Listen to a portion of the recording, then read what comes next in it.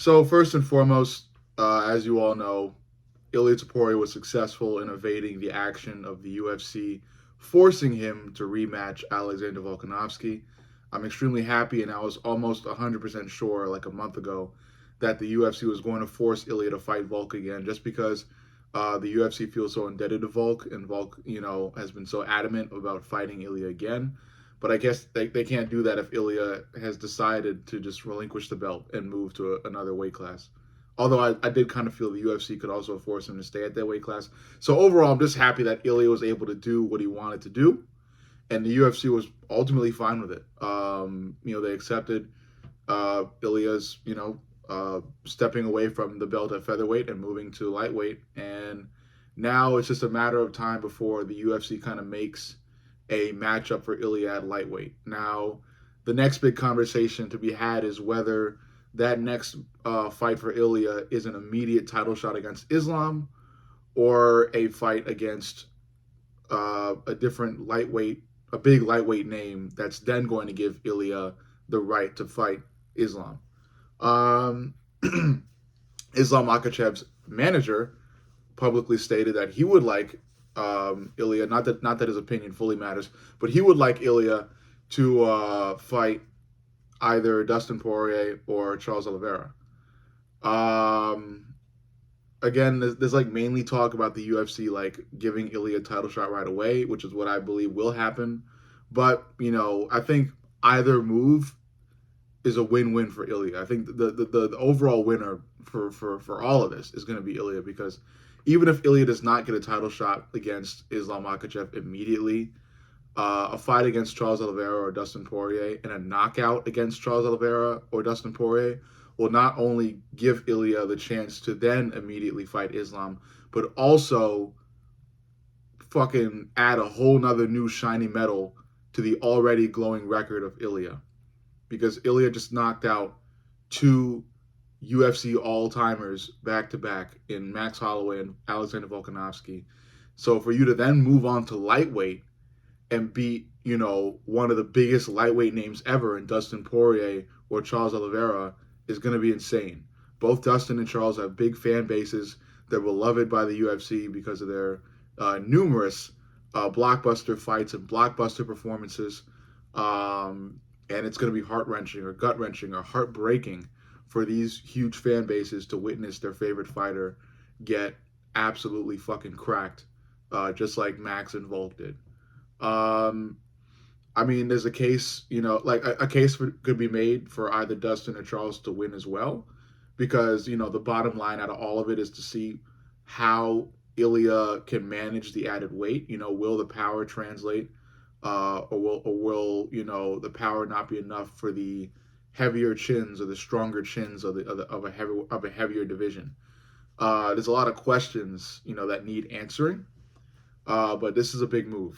Ilia Topuria is a big fighter. I have referred to him as the Spanish Conor McGregor. I will continue to do so, because that's the role he's on. He's just knocking out stars. He fought his way up the ladder, and now he's just kind of fucking fighting from ladder to ladder. If you get my fucking analogy, he made it to the top, and now he's only fucking fighting top guys, in different divisions, no less. So that's what Conor did. Conor was only fighting the blockbuster fights, and that's what Ilia is chasing as well.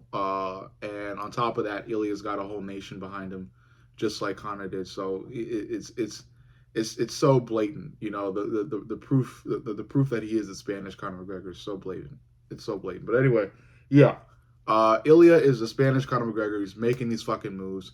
A huge announcement was recently made, as you can tell by my recent two videos. Ilia got what he wanted. He has left the featherweight division. Dana says that Ilia told him that he believes he's done all he can do there. His legacy has been cemented there. I mean, I wouldn't agree with that. I feel like what Ilia has done is amazing, but it's not something that solidifies him as the featherweight GOAT. I think it's amazing in the fact that it sets him up to do something even more amazing. But let's say Ilia loses to Islam. those two back-to-back knockouts against Max and Volk are going to do enough to make him a big name, but not enough to make him an all-timer or a goat of a certain division. It's just kind of sets him up to do more stuff. That's what it does. Ilia would have definitely needed to stay at featherweight um, for a number of added title defenses before he could be considered the featherweight goat of that division, and then move on to be a new goat of a different division. That's how it works. Ilya did not do that. He got one title defense and decided to move on. Granted, that title defense was against an all timer. And he beat this all timer in a way that no one else has done. He knocked Max Holloway out. Nobody has done that. So I give Ilia his flowers for being able to do that. Yeah, so he's making the move to lightweight. If he gets the immediate title shot against Islam, that's what I believe will happen. I think the UFC is buying into this hype so much that they're going to stop at nothing to give Ilia an immediate shot at Islam. And I think Islam will accept. Islam will protest. He will disagree with Ilia being given the shot. He definitely believes that Ilia needs to do more. Even his manager, like I said, believes that as well. But he's going to accept the fight because Islam's that type of guy. Islam's going to accept pretty much any fight, and he's a G for that. But this is a big one. Obviously, a lot of people are hyping it up already. I saw this fight happening immediately after Ilia knocked out Max. I'm talking like, I want to say 2 minutes after Ilia knocked Max Holloway out, I was calling for Ilia to fight Islam. It's a fight that I've been wanting to see for a long time. It's going to be a fucking blockbuster. I hope the build-up is incredible. I want to see drunk Spanish fans fighting drunk Russian fans outside of the arena, outside of the PI, at press conferences. I want Conor McGregor versus Khabib. That's what I want out of this fight. I want a spitting image of the buildup of Conor McGregor versus Khabib. And I know we're not going to get like a exact image of that, but Ilia is a great trash talker. Islam is funny as fuck. I'm sure they're going to have some pretty good insults for each other. Outside of that, of course, the fans are going to do their thing, like I said. Drunk Spanish fans, drunk Georgian fans, drunk Russian fans, just going at it. That's what I like to see. Of course, without any casualties or grievous injuries. But from an entertainment standpoint, that's what I want to see. How does that fight go? I've mentioned it. I think this is maybe about the 10th time I've predicted this fight for you guys, because I just like talking about it. So again, a mini prediction. Like I said, Ilia is a dangerous guy. You can't let Ilia land on you like more than like fucking 4 or 5 times clean. Because if you do, you're either going to be out or you're going to be wobbled really bad. And I think Islam's the guy to be able to keep Ilia at bay. Islam is the taller fighter, not by like an extreme amount, but I think it's like 3 inches, because Ilia's 5'7", Islam's 5'10". I think that's a difference maker, especially with kicking. And I think this is the perfect fight for Ilia to fucking spam training with kicks. And then Ilia's got to find a way to set up a head kick and set it up really well, like he did against Volk. And I think ultimately I think ultimately Islam, I'm mixing up the fucking Islam and Ilia names. I think ultimately Islam is going to be able to set up a head kick just like he did against Volk, that knocks out Ilia just like he did against Volk. I think Islam is going to knock out Ilia, I want to say in the 3rd round, just like he knocked out Alexander Volkanovski.